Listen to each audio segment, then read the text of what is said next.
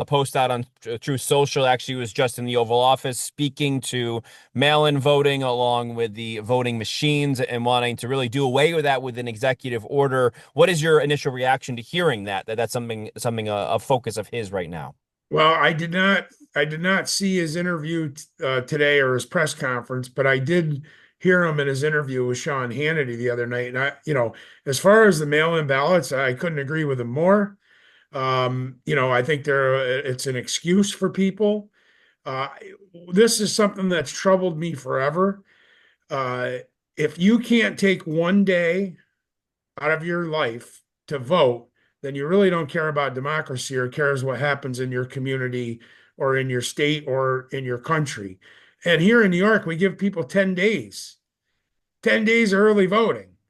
Honestly, I have opposed any of the write-in or not write-in, I'm sorry. I have opposed any of the mail-in ballots proposals that have come from the Democrats in the state assembly.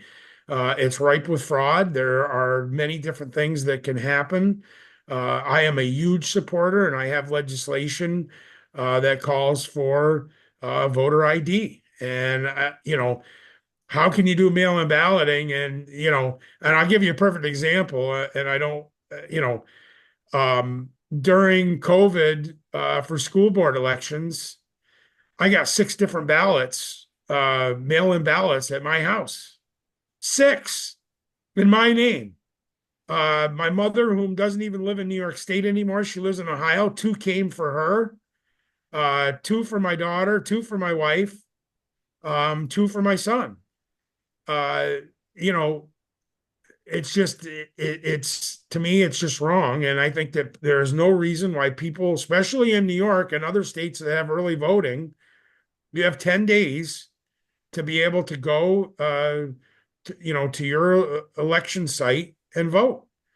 As far as the machines go, there has been a lot of grumbling, and I hear it in my own assembly district that people don't trust the voting machines since we've pretty much went to digital, at least here in New York State. I definitely understand where they're coming from. I have no problem with paper ballots. If we have, if we have paper ballots and we have voter ID, I don't see then how anybody could complain that the election wasn't fair. And I think that that's what we want in America. I don't care if you're Republican, Democrat, Independent, liberal, conservative. I think that everybody the most important thing about elections that's on their mind is making sure that they're safe and secure. So, you know, um, as far as the machines go, again, I understand where people are at. I would really have to get more information on the reasoning behind it, but definitely mail-in voting. Definitely against it. Why don't you have confidence on the other end of that? I think I've heard those stories, certainly of people getting ballots that they didn't tie to them geographically, wherever they might live in. And then I mean, you could also speak to the machines. Of course, Fox News had to pay a big settlement payout because of what they were saying about the machines and the evidence not aligning with that. Why don't you have confidence that even when the vote, even if the vote is mailed in, that those at the other end aren't verifying that accordingly? What's missing there for you? Because and I'll tell you, Tom, I have legislation that I just put in the other day having to do with mail-in ballots because it's my biggest issue is the security of the ballot and making sure that the person that got the ballot is the actual person that voted. If I send you a mail-in ballot, who's to say that someone from your family that lives in your house didn't grab that ballot, vote on it, and send it in? And we all know because we've seen it before at the voting locations. How many times have they actually checked your signature compared to the signature that's on your card? I'll be honest with you, I've never been asked to show my ID when I've showed up at a vote. So if you're getting a mail-in ballot, how are we going to verify that that's the actual person that voted? And again, it comes down to common sense. If you really care about your country, you really care about your democracy, no matter what party you're in, if you can't find the time within 10 days to go and vote, then you're probably not going to vote anyways. And, we already do have we do already have a process of mail-in voting, and it's called an absentee ballot. And it's designed for people who are disabled, people who might have had a trip or are going to be out of town for business. Um, and our military, our folks in the military. And that's always been safe and secure. There are some questionable things, even with the absentee ballots, that I think that we may need to in the future. We might need to tighten up a little bit, but plain and simple, it's just you know people get something sent in the mail. It's just like you get a chance to have a free windows put in your house, so you check the box and you send it in. How many people really don't even read what they're looking at? Yeah. It's ripe for fraud. It's not a good look. And again, I commend the president for and agree with him on his stance on mail-in ballots. But some have already come back out against it, saying that the president, the executive, doesn't have these powers to be able to do any of this. What do you make of him trying to impose the presidential office on something like this? Well, I think that if you look at the election in 2024, there was a mandate for this man to be president of the United States. Now, not everybody may agree, but a majority of America wanted him in there. And I'll be quite honest with you, and I am a Trump supporter. He has delivered even more than I expected in the last 200 days. This man has done more in the last 200 days than some people who have been president for 2 terms in their full 8 years. This guy has accomplished. So love him or hate him, he's there. He's doing the job. He cares about the safety and security of America, and he wants to see everybody flourish. Does Uh, it concern you at all about this new some of the messaging from him today comes on the heels of the conversation he said he had with Vladimir Putin, that this was brought upon by Putin questioning America's elections? Does it concern you at all that it's coming from that source at the end of the day?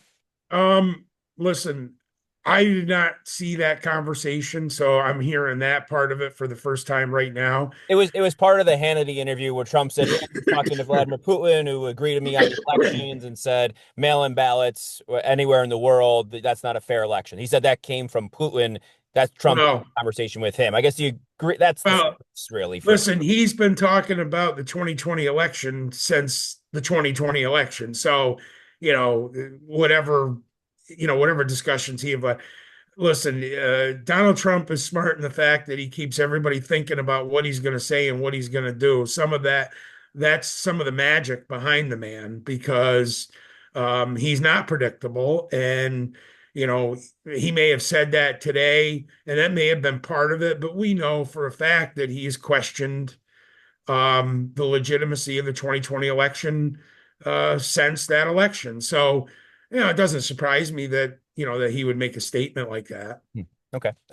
Cool. Anything else you wanted to add on this? I know this is something you've been very, I mentioned to Lois, this has been something you're very vocal about, even at any other election issue on the floor itself, in terms of where the state is in that. Well, Anything else you want to address and where the state is right now when it comes to fair elections? well, I think that, in my assembly district, it's a very huge issue. Hmm. Uh, there are a lot of people that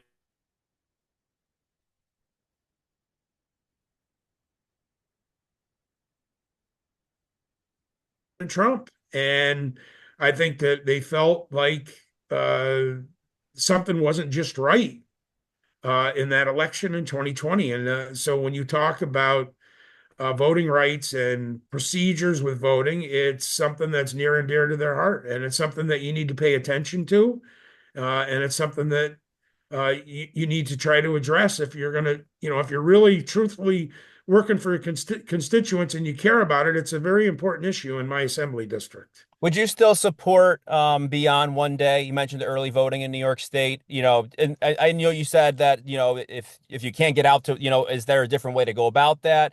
Are you okay with the early voting, or is there a different way to ensure that those who might be working that day, there's a holiday? I know people have said it should be. Any other idea you might have towards addressing that? I did not support early voting when it Um, and one of the biggest things is the cost to the state of New York. And I mean, Governor Cuomo, when they first come out with it, said, oh, it was only going to cost $14 million. Well, it cost $14 million just in the five boroughs of New York City. So again, we were duped. But the problem is if you look at the numbers, is it worth having all the staff at all the board of elections in every county and every town across the state of New York for 9 or 10 days? I mean, I can tell you right here in my home county of Schoharie, there are days during early voting where no one comes in and votes, or maybe even one person. Well, you have to pay all the board of election staff plus the staff that you bring on just for elections. I don't know if it's worth it. Listen, I took an oath to the office that regardless of whether I'm for or against the law, once the law becomes into law, it's my job to protect that law. So, it is what it is. It's like many times we told you so with the Democratic Party in the state of New York, but, it's just like I can't understand why they're so against voter ID. They continue to be against voter ID. I mean, don't you want to know the people that are coming and voting and make sure that they're citizens and residents of the state of New York and the United States of America? I mean, I think that that's a very important thing. We don't want people that aren't supposed to be voting in our elections and making decisions for the people that are here legally. And that's one of the reasons why I've had my stance on this forever. Well, the cost aspect, I just had one more follow up to that because that's been the argument for those that support the even year elections of saying we have too Yeah, many, the municipalities, the counties, they can't afford all of this. So why not also align with that at the end of the day? because I don't think it's fair. I don't think it's fair to the counties. You have these folks that are on some are on a 4 year cycle. They're on the odd year, and it takes away. I'm going to tell you right now, it takes away from their offices. Okay, you take local elections and you run them like in my district with me and with Senator Obracher, or even Senator Hinchy in the other part of my district. Okay, nobody even pays attention to the local candidates. And, you know, I'm going to tell you right now, you want to talk about election integrity and how important elections are. Your local elections are more important than anything. These are the people that hold your water at the village, town, and county level where most everything is done. To me, and I don't care if you're a Republican or a Democrat, I don't think it's any benefit to either party by moving it to even. And here's the other thing. So now you're only going to vote every 2 or every 4 years. How are you going to keep people engaged in, wanting to be part of democracy, wanting to be part of voting? I think it's a bad move. And listen, there isn't one Democrat in the state of New York that cares about saving money. Look at the last budget we just had. Okay. That's such a farce that they would even say such a thing. And when we told them about the early voting, they didn't have a problem with spending all that money. So that's a farce. They are only doing it because they feel that it's going to benefit them. That they don't do anything in this state. The Democratic Party politically does not do anything in this state unless they think it's going to benefit them politically. And you can take that to the bank.